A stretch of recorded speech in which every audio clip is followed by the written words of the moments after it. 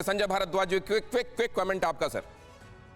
बिल्कुल दिनेश जी, एकदम सही बात है। मुझे नहीं लगता कि रूस बौखला रहा है, यहाँ पर अमेरिका बौखला रहा है। अमेरिका जिस तरीके का इंफॉर्मेशन वॉरफेयर क्रिएट कर रहा है और जो राइट। हालात के पुतिन को आप कॉन्स्टेंटली देखिए कि मुझे लगता है बाइडेन पुतिन को एक तरीके से एनकरेज कर रहा है और इरिटेट कर रहे हैं और ये काम करने के लिए मजबूर कर रहे हैं। जिस तरीके से आप देखिए पोलैंड में अपने ट्रूप्स भेज रहे हैं, जिस तरीके वेपन सप्लाई हो रही है, इंफॉर्मेशन वॉरफेयर हो रहा है। सबसे बड़ा उदाहरण देखिए कि बाइडेन ने चाइना से कहा, चाइना को एक तरीके से थ्रेट कर किया जा रहा है कि आप इसके कॉन्सिक्वेंसेस को देख लीजिए जो चाइना। आप तीनों का ये एनालिसिस बहुत महत्वपूर्ण है कि अमेरिका की तरफ से ये बात जानबूझकर कही जा रही है, और अगर उस परिदृश्य में देखें कि अमेरिका की तरफ से, बाइडेन की तरफ से पुतिन को लेकर किन विशेषणों का उपयोग इन दिनों किया गया है, तो आपको और स्थिति स्पष्ट हो जाएगी। लेकिन एक अगली खबर बताता हूं और उसके बाद आप इस चर्चा के अगले पड़ाव की तरफ चलेंगे। यूक्रेन को सैन्य मदद पर रूस की पश्चिमी देशों को डायरेक्ट धमकी।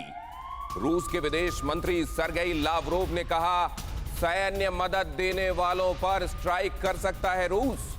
यूक्रेन को घातक हथियार पहुंचा रहे हैं कई पश्चिमी देश। तो इसका मायना क्या है? क्या इसका मायना यह है कि जर्मनी की तरफ से, अमेरिका की तरफ से, ब्रिटेन की तरफ से, खास तौर से पोलैंड की तरफ से जो सप्लाईज पहुंचाई गई हैं, जो वेपन्स पहुंचाए गए हैं यूक्रेन तक, इन सभी देशों को यह सीधी धमकी है क्या?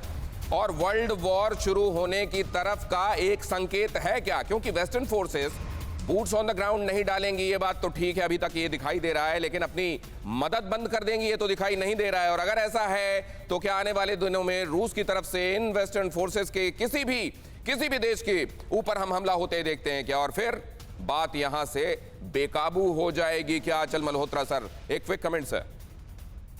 नहीं, बिल्कुल दिनेश, इसमें कोई दो राय नहीं है। अगर रशिया ने यूक्रेन के पेरिफेरी से बाहर जाकर अटैक किया, खासतौर से अगर वो नेटो मेंबर कंट्री है, तो फिर जाहिर है कि उसके कॉन्सिक्वेंसेस बहुत ही खराब हो सकते हैं, क्योंकि उस हालात में नेटो ऑब्लाइज्ड है। नेटो मेंबरशिप की एक सबसे बड़ी बात यह है कि उसके किसी भी एक मेंबर पे अटैक होता है तो ये कलेक्टिव सिक्योरिटी के अंतर्गत सबको एक साथ आके जो भी अग्रेसर है उसके खिलाफ लड़ाई लड़नी होती है। लेकिन क्या रशिया ऐसा करेगा? मुझे लगता है जैसा भी ये जो पहले दौर में हमने चर्चा में निष्कर्ष निकाला कि ये कोरी एक तरीके से इंटेलिजेंस के नाम पर साइकोलॉजिकल वॉरफेयर है। जनरल सिन्हा, ये इस बार क्या सर्गेई लावरोव गंभीर हैं या उन्होंने एक तरीके से ताकीद की है लेकिन इसमें आगे कार्रवाई नहीं होगी? देखिए, मेरी पुरानी बात जो मैं पहले कर रहा था 2-3 मिनट पहले, मुझे कंप्लीट करने जो बहुत महत्वपूर्ण बिंदु है। एक लाइन में बोलूंगा कि रूस जिस तेज गति से दुनिया सोच रही थी रूस कैप्चर कर लेगा, उसका मुख्य कारण है लॉजिस्टिक सप्लाई लाइन फेलियर। और लॉजिस्टिक, देखिए, खाली पेट फौज नहीं लड़ती है, उसको राशन चाहिए, एम्यूनिशन चाहिए, रॉकेट लॉन्चर का रिप्लेसमेंट चाहिए, कैजुअलिटी इवैक्यूएशन का सिस्टम चाहिए। वो क्या रहा है कि रूस ने करीब 3 से 4 ब्रिगेड डिप्लॉय किया है, 1.5 लाख ट्रूप्स डिप्लॉय किया है। एक ब्रिगेड में स्ट्रेंथ होता है 3000 से 5000, 400 गाड़ी चाहिए एक ब्रिगेड में। वो गाड़ी जब नॉर्थ ऑफ कीव आ रहे हैं तो 2 फैक्टर हैं। एक तो वो ट्रक्स में लोड किया गया है, रशियन आर्मी ट्रक से सप्लाई लाइन के लिए प्रिपेयर्ड नहीं थी, ठीक है, वो ये टेम्पररी अरेंजमेंट किए हैं, तो they are running out of trucks की आज तक उन्हें वो जरूरत नहीं पड़ी।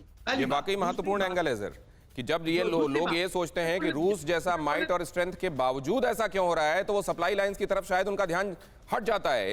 परवाह देश की, सोमवार से शुक्रवार रात 10 बजे TV9 भारतवर्ष पर।